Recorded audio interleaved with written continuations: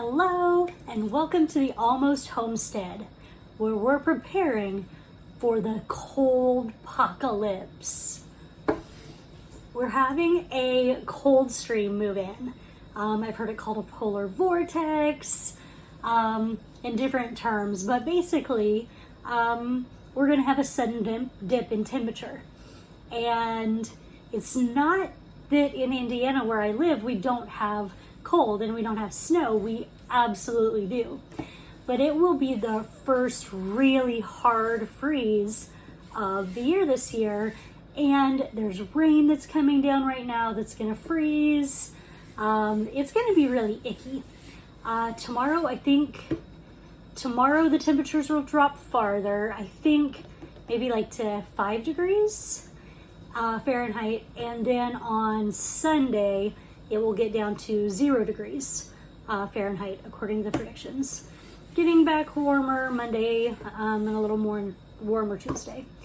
So, since this is the first frost of the year, the first hard frost, and it's also one that may make it so that we're snowed in, we may have ice depending on how it freezes.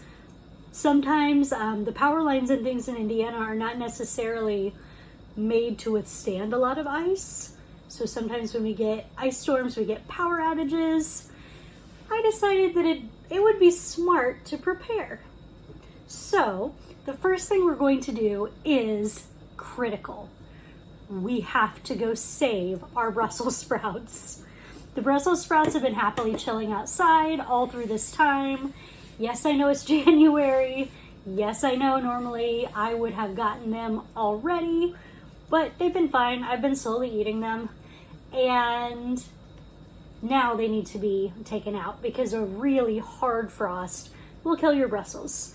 I'm hoping that it didn't get cold enough last night for that, but we're going to bring them in, and because time is of the essence, I also have a whole chicken that I boiled and put in the refrigerator on the stove, getting warm enough that I can separate the meat from the bones.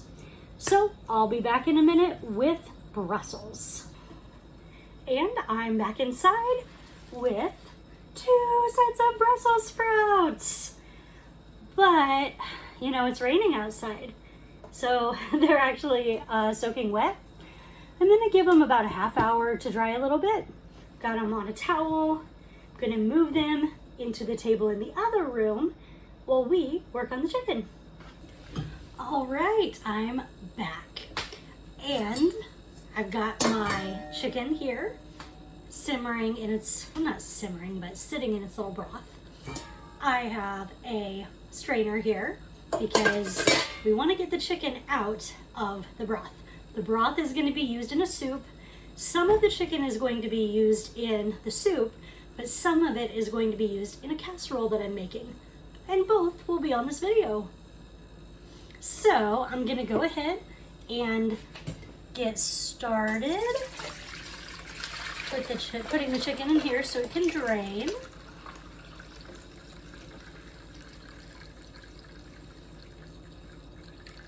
In theory, this will work, but actually I think it will not work at all. Let's do something else. So I am still gonna leave the chicken broth in here. Doesn't that look amazing? But we've got a lot of chicken in here that I'm just going to go ahead and put off take off the bones. And I do need one other container, so we will grab that. The bones are gonna go back in another pot with water, going to make some bone broth. So all I'm gonna do is take out the chicken. Now, some of these you can actually get the chicken meat off. Some of them, not so much. If it's really a struggle to get the meat off of them, I'm not gonna mess with it in this round. It's not that deep today. So, this is gonna be complicated, remembering which container is which. But hopefully we'll get it figured out by the end of the video, right? So you may be wondering, why am I wearing this hat? And the answer is Indiana. It is officially cold enough that the air here is ridiculously dry. And what that means in real life, in practical terms, is that my hair is a hot mess. It is dry enough that my hair gets staticky if it's down, but it is, I'm gonna put the skin in with the stuff to boil, by the way, although it probably won't make it there because chicken skin, oh my god, I love chicken skin so much. Anyway, so it's cold enough that you can't really leave your hair down because everything is dry and staticky, but you also have to put it up like the minute you get out of the shower because it goes really flat or again static, and you can't get it to go into whatever style or hair accessory you plan to put it in. So I just have a hat. I would have tried to wash my hair right before this video, except, you know, I started this video by going out and getting my Brussels sprouts, and I still have 2 other outdoor tasks to do. So we are not anywhere near done with the outside. So yeah, you get to see me in a hat. And by the way, it is a super cool hat. I don't know if you can see it, but there's a skull on this hat, and it is adorable. So, not just any hat, right? I'm always unsure what some of these bones are. Like, I don't know chicken anatomy that well. Ooh. And so I'm always a little creeped out. So I made this chicken, this boiled chicken, by putting in, of course, the chicken, garlic, and onion. Usually I do diced onion, but this time I actually cut them into little strips like this. When I come across them, I'm putting them in with the things to make the bone broth. I added rosemary, dried, that I had, thyme from my garden, fresh. I added, what else did I add this time? I usually add a little bit of chicken bouillon just to make the broth a little richer. And so the chicken itself can keep a little more of its flavor instead of trying to put it all out into the water to flavor things. But that's the basics. So today, in addition to trying to get the Brussels sprouts saved and the food made so that we have extra food in case the power goes out, and also so I don't have to cook it all this weekend, because we already had leftover pork chops, and now we're also going to have the soup in a casserole. So between those, I won't have to cook this weekend. And that, my friends, is glorious. But in addition, I also plan to make a separate video today because it's not entirely related to the Cold-Pocalypse or whatever polar thing is coming our way. But I plan to make, get everything set up for the last of my winter sowing. So I ran out of potting mix when I tried to do it before, and I made a video, but the video was horrible because I was making it in the evening in a room that doesn't have a lot of light, and it wasn't a video worth sharing. So I'm going to record another video about how I do my cold stratification. Now, right now, because my husband doesn't like onion, I'm just kind of fishing out all of the oniony bits from the bottom. Also the sticks of thyme. And cloves of garlic that are still clovey. But I had planted most of my winter sowing already. But Then I was able to get some lavender seeds from some lavender plants at our local community garden. I went there to actually get seeds, packaged seeds, because they have a seed exchange area, but they were closed. However, it's a community garden, so when you see something in the garden that you want, you take it. And so that's what I did. I took the seeds that I saw on their lavender plants, and now they are my seeds on my lavender plants. Well, they're not on my lavender plants, but they're the seeds I'm going to use to grow my lavender plants. Oh, chicken breasts are so easy. You just take them off in giant chunks and they're happy. No bones. We're almost done with this part of the process. Oh, I think that was the wishbone that I just had in my hand. Oh, 1 second and I'll show it to you. Come here. Come on. Yep, the wishbone. I don't think you wish on chicken wishbones, do you? Isn't it just the turkey? I don't know. That was not a tradition we ever did in my family. It wasn't until I was old enough to see it on a TV program that I even knew that was a thing. All right, so what I'm gonna do is this at the bottom that has a lot of sludge and stuff in it. Just gonna leave it in here and put the bones back. And this will be my official bone broth starter. Just gonna fill it up with some water, put in a new set of spices. Clearly there's some onion and garlic left in here, but probably a bit more rosemary, a bit more thyme, a little bit of chicken broth or chicken bouillon probably. And I'm gonna let this simmer basically for 24 hours so that all the nutrients from the bones go out into the water and you get the calcium and the nutrients that are really great. So this one, I just need to add water that's over here, but my hands are all yucky, so I probably won't show that in the video. This one is now just broth. It may have a little bit more in it.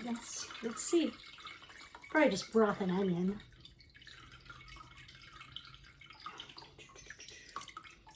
Yep, I would say so. So the broth and onion, they're gonna go in the bigger pan. And then this one that just has the broth will go on the stove and we will use it for our soup. The meat, we will be cutting up in a few minutes to make the casserole in the soup. And then we're also going to start dehydrating some fruit. So I will be right back with cut up chicken. Well, I will be right back. We'll see what I come back with. How's that? Well, change of plans. One of the ingredients that both the soup and the casserole take is cream cheese. My husband's doing keto, so pretty much everything in our life takes cream cheese. Unfortunately, I don't have cream cheese enough for both, nor do I have the motivation or really the time to go and buy more. So we're just gonna do the soup today. We're gonna need half of the package, so I think that's 4 ounces of cream cheese. So we're gonna get it out, let it get softened. I'm gonna put it on the stove in the area where I've got the bone broth starting to heat so that it gets warm a little quicker. And then we're gonna cut up the chicken.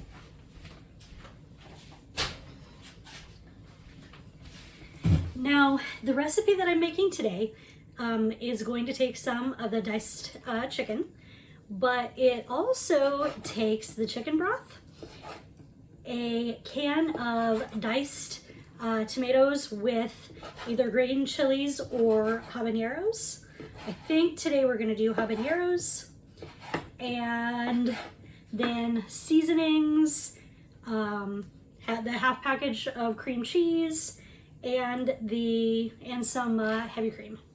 So it's a really easy, basic soup. It's one that's thick enough that my husband likes it. He doesn't like watery soups. Oh, and cheese. We also add shredded cheese. So that will be fabulous. So I just diced up the chicken. This will be enough for this recipe, but I'm gonna go ahead and dice all of it simply because I take this chicken. Let me move the phone up carefully because nobody wants chicken on the phone. I do this once a week. Every week I get a whole chicken. I take it, I boil it, I save the broth and use it to make a soup for me or for my husband and I. Different types of soups based on who it's for, because if it's for just me, I like veggie soups that are thinner, but he likes more like stews, so this one is for him. I don't know. I may make another one, cook another chicken, because technically this is the chicken from last pay period. So I can buy another one today, but probably next week I'll grab one and make myself a chicken veggie soup because it's my favorite. And then what do I do with all the chicken? The chicken goes into the freezer and I use it for casseroles, for soups, for sandwiches. There's a really cool sandwich I make with cream cheese, using the leftover chicken or leftover beef from things like this, and just generally chicken salad, chicken on regular salad or Caesar salad, whatever. Yeah, like you can use it for a million things. The possibilities are pretty endless. I wasn't careful enough and I missed a bone. I'm gonna go toss that in the bone broth. And that really, this system has saved us a lot of money because it's generally $7 or $8 for the whole chicken. And then, you know, petty amounts for the different herbs and spices. 1 onion, some garlic, like, I don't know, 5 cloves or something. And then whatever veggies you put in.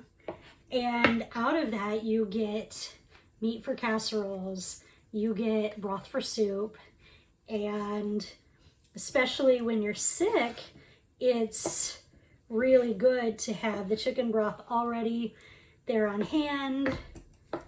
I usually put some of the chicken veggie soup in the freezer for that reason as well, so that if I get sick, like, I don't have to be trying to cook for myself when I'm sick. That never works. And it makes my life easier.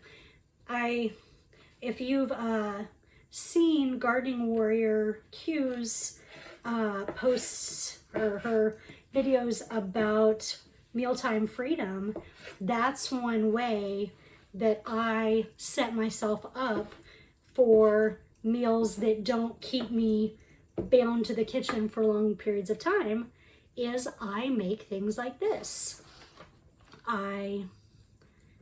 That way I can just say, okay, today we don't have a lot of time.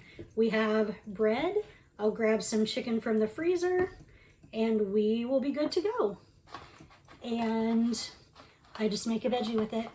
Or I take some frozen chicken broth out, I toss it in a pot, add a few things, call it a soup, and again, we've got food for the day.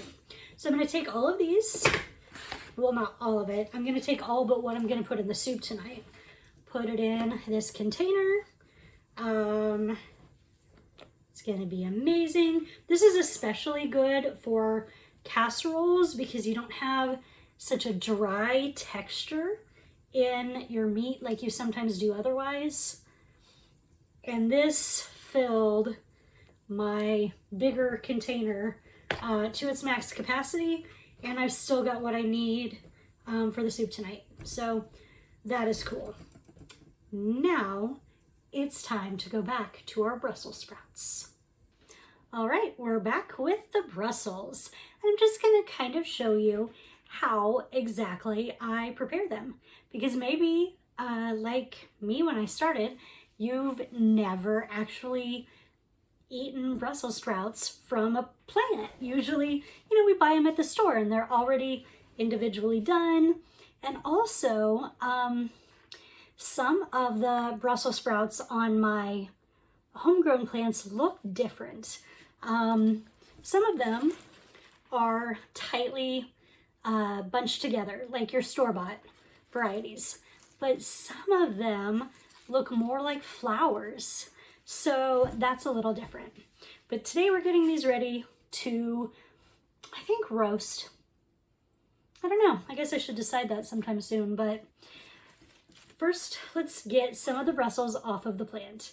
So all we're gonna do is pull them down, or you can twist them.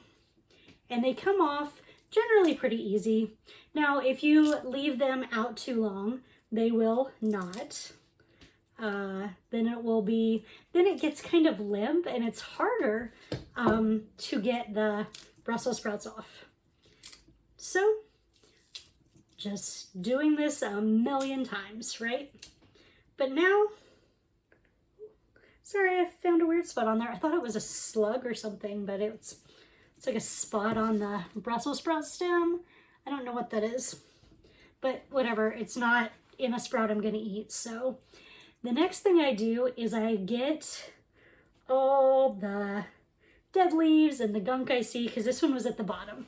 The ones at the bottom are customarily gross. I don't use a lot of the actual sprout. I take off a lot of the leaves because it's just yucky. And I just ripped part of that off. I left this part. We're gonna wash these really, really well, the ones that are at the bottom. And we're gonna do that for all of the ones we got from the bottom part. But let me show you what we do with the ones that are more tightly bunched together. It's really not different than what you do with the ones at the store. You're just going to break off the leaves that look icky. I'm gonna put them in a little container to take them outside and put them back in the garden to compost. And then you're gonna slice off this if you so choose. Some of the time we haven't and it's been fine. Toss it in here and once you wash it, they're good to go.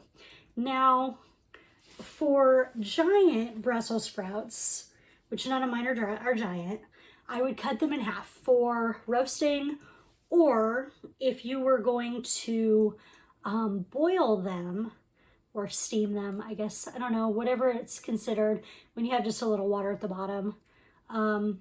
Generally with chicken broth and butter and garlic, that's much better. Anyway, then I would make kind of an X in the base so that they don't get soggy on the outside and crunchy on the inside, because that's gross. Nobody likes that. So I am going to go take all of these Brussels sprouts off of the things. Yay. I'll be back in a few and we'll make our soup. I did not get a chance to finish the Brussels sprouts because it's time to start the soup. The Brussels are about half done, and I'm probably going to go ahead and cook the ones I do have today, and then the ones that are not cut up yet, I'll do tomorrow. But right now we gotta get the soup started. So I am going to dice up half of this onion for the soup, and then once I have enough cut for that, the rest of the onion I will put into the soup, or not the soup, but the broth, the mixture to make the bone broth. So you can see I kind of cut this a little bit like the blooming onions at Outback, but by doing this, when I slice it, I get all kinds of nifty diced pieces pretty quickly. Not perfect, but you know what? Perfect is overrated. So we have to start these at the very beginning because my husband doesn't like the texture of onions. So for him, we always start onions very early so that they no longer have the texture of onions. So let me move you over to the stove and we will do the soup. So right now I've got the burner on under the soup. See? Letting it get hot, but we're going to go ahead and put the onion in.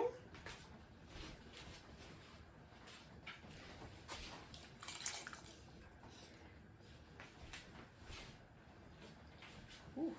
I don't think I'm going to put it all in. That's looking like a lot of onion. Let me stir. Let's see what I think. Yeah, we'll put a little more in. I'll put down a little coaster to be fancy.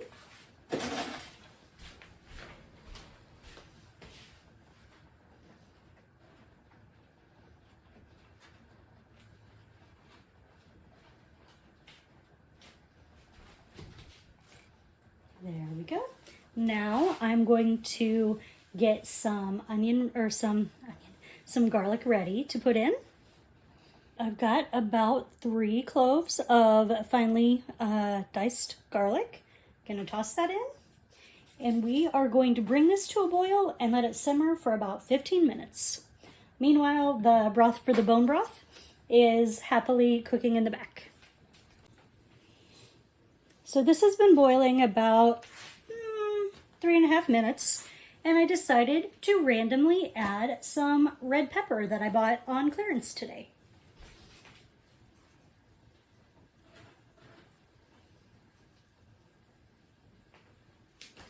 So this is just a small part of a red pepper. Don't want a ton.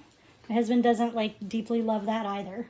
So just gonna put that in, let it boil and get softened. And we've got another 11 minutes left on the timer. All right, we changed the camera angle so I could get in and out of here a little easier. But we've rinsed all of the Brussels sprouts. A few I didn't cut the ends off, and we can just eat them and not eat the stem part. But the bulk I did. So what you're gonna need to roast the Brussels sprouts is a cookie sheet. I line mine with foil so that I don't have to spend hours and hours scrubbing. You're gonna need some olive oil. Don't skip on the olive oil. It's very important. You want to take a Brussels, I'll probably take that one, and spread the oil all around, making sure that any Brussels sprout you lay down is going to be laying on olive oil, because the goal in roasting Brussels sprouts is for the Brussels sprouts to be crunchy on the inside and caramelized on, crunchy on the outside, caramelized on the inside. So the ones that are kind of open, I'm going to go ahead and look in them just as a double check. The ones that are like this, that are basically closed, I know they're going to be fine. I checked them earlier. But sometimes the ones that are really open, they're really hard to get all of the dirt out of. Some I even threw away. The ones that are at the very bottom of the Brussels plants, I just tossed them in the trash. I didn't feel like I could get them clean, so. And you're just gonna toss them, once they've been checked, we're just gonna toss them on the pan. And then we're going to use some bacon that was left over from dinners earlier this week. And we're going to try a couple of spices. So I frequently use the bacon in my Brussels sprouts, but I do not usually use spices except for garlic salt, which is kind of like my default spice. Garlic salt is basically good on everything. But today we're going to try thyme on half of the sprouts, and we're going to try Tulsi basil on the other half. It's actually my first time trying Tulsi basil in my cooking. I got this from a local community garden. They hosted a banquet and they used the Tulsi tops as decorations for our tables. And at the end I was like, hey, what you doing with those?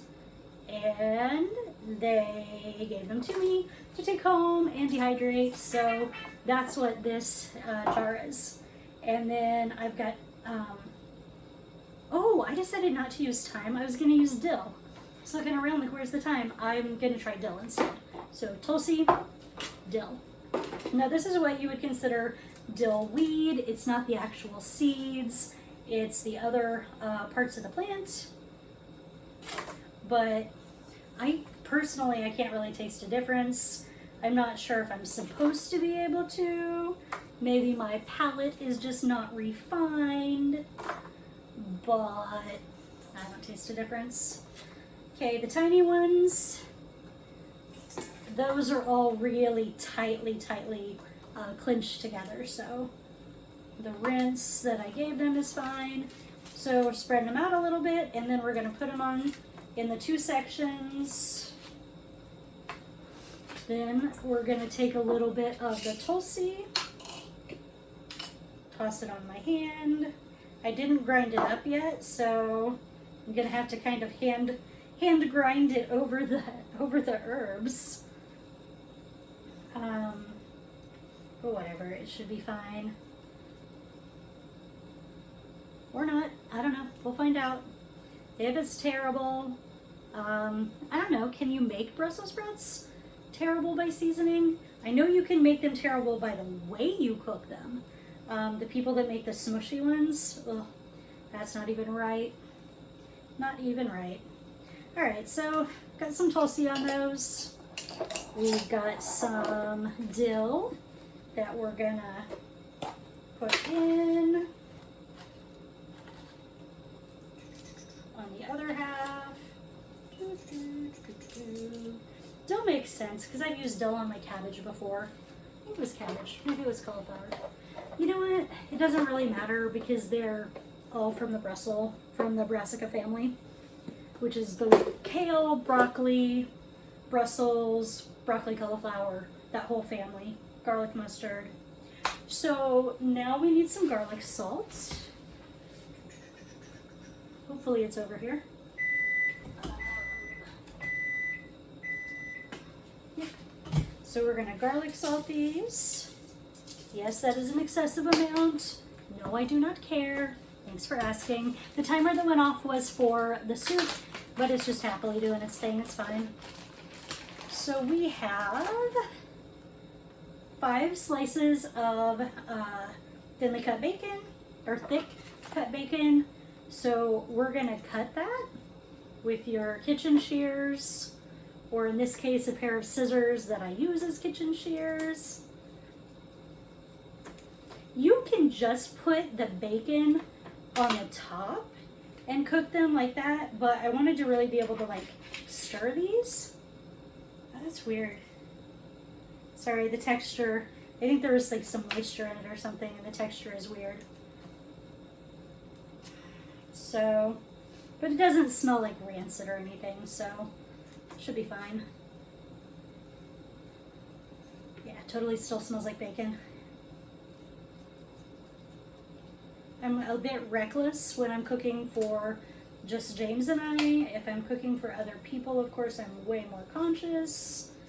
But, I mean, James and I both grew up poor. Like, our stomachs are kind of cast iron, and you don't waste food. You just don't. When we were kids, if you wasted food, you wouldn't have food. You would have hunger.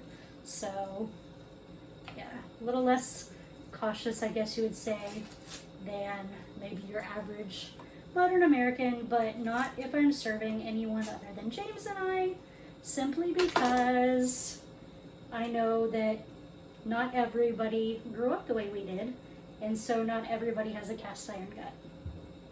So we're going to preheat the oven to 425, not 425, 450.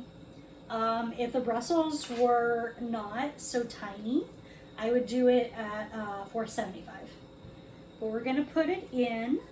If you have the bacon on it, I would put it in for 12 minutes.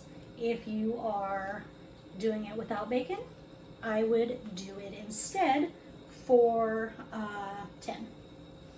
But, you know, playing around with recipes, sometimes you have to kind of tweak your recipe as you go. I actually thought this was going to make more. This is the Brussels sprouts from the smaller of the two plants. The bigger one, I'm going to harvest those tonight and we'll eat them tomorrow. I'll make them in a different way. So I guess I am not going to be avoiding cooking all weekend. But anyway, we're just separating the pieces of bacon from each other so that they cook well. Nobody likes undercooked bacon. That's A, unsanitary and unsafe, and B, gross, just generally gross. Like, even if it was sanitary, I still wouldn't eat it because the texture is icky. Let's see, just a few to spread out. All right, good enough. Okay, so we're gonna put this in the oven for at 450 for 12 minutes because it's got the bacon. Sorry, my brain is tired. Ooh, and I realized I didn't separate a couple of those. And then we're gonna take it out. We're gonna stir them up in their little separate halves and put them back in for another 7 to 10. We'll see how they're doing. And now we're gonna work on the soup. Now we're ready to put the cream cheese into the soup. It's definitely softened. And we are going to add some heavy cream, which I forgot to get out.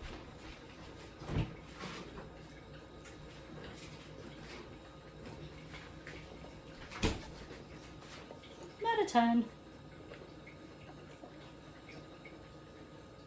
Maybe a smidge more. Okay.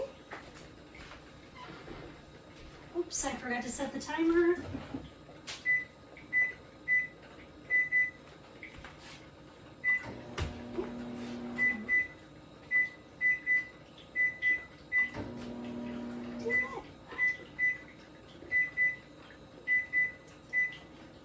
Okay, so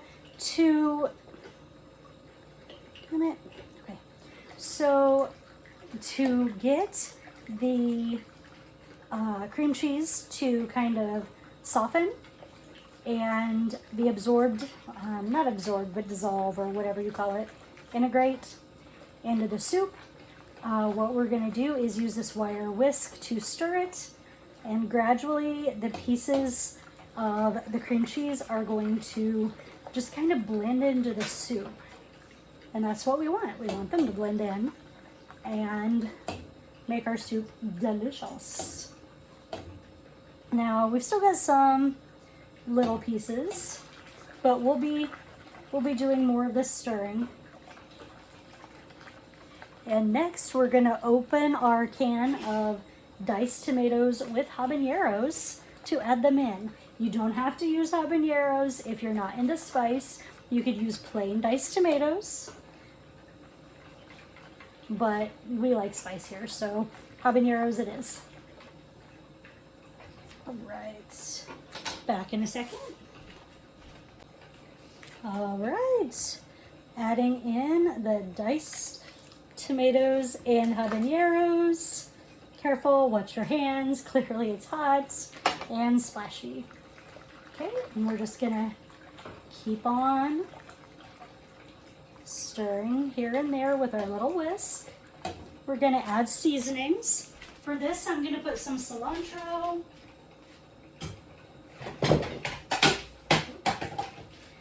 I wish we had fresh, but all we have is the dried, so we'll put some in here. And we'll taste it in a minute and see if it needs anything else. Let me find a spoon.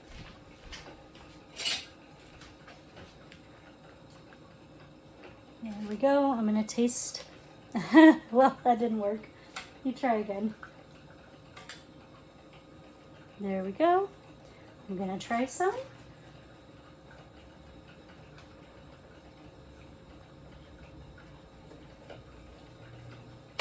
Oh, that's really good. That might be okay just as it is. Usually it's a bit thicker than this.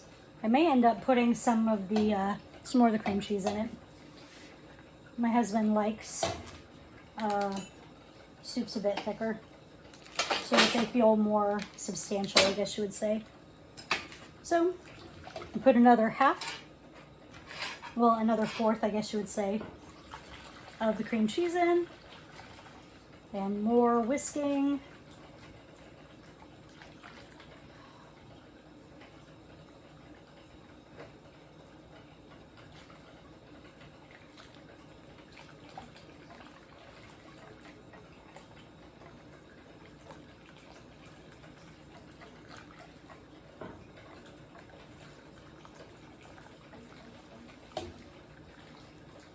We're just gonna let this simmer, stirring it occasionally until I hear my husband getting out of the shower. So probably 10 or 15 minutes, I think. All right, we're to the last few steps. We're going to toss in some cheese, use our whisk, try and toss in some more. I do add a lot of cheese to my soups when I use this soup formula. There we go. I don't measure. I know, it's not ideal. And you can see, there we go. And so I'm just gonna keep stirring it until the cheese is melted. Ooh, let me move you over, a little off center there. And then, when it's all mixed in, we'll add the chicken, and then we'll be done. And we'll have a filling soup.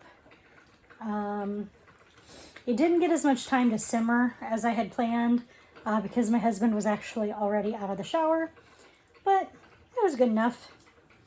And now we'll add our chicken. We'll see if this is enough of the shredded chicken.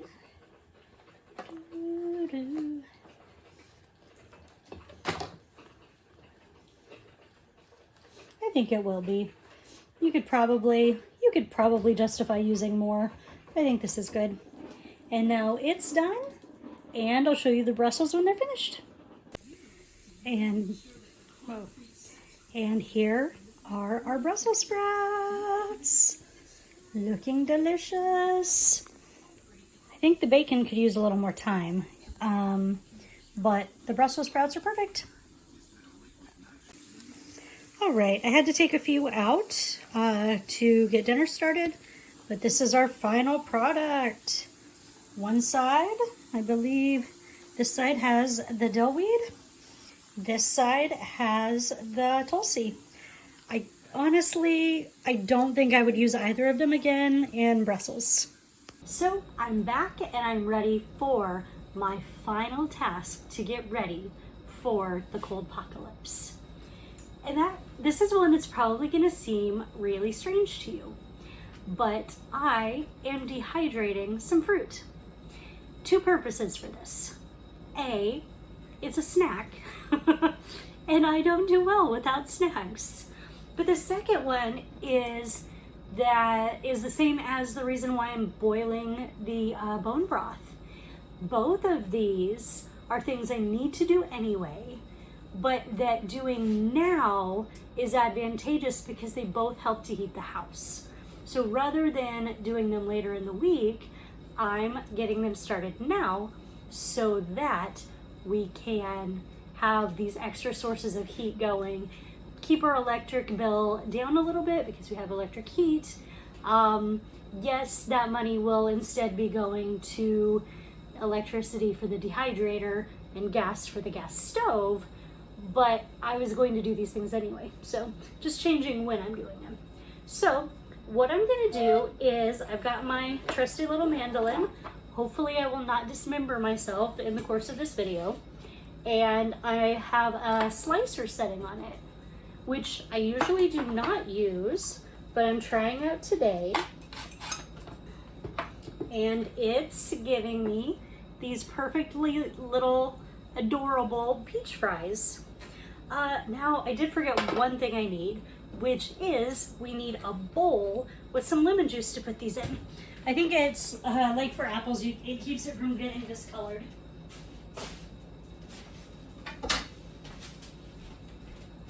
Bowl. Let's find the lemon juice.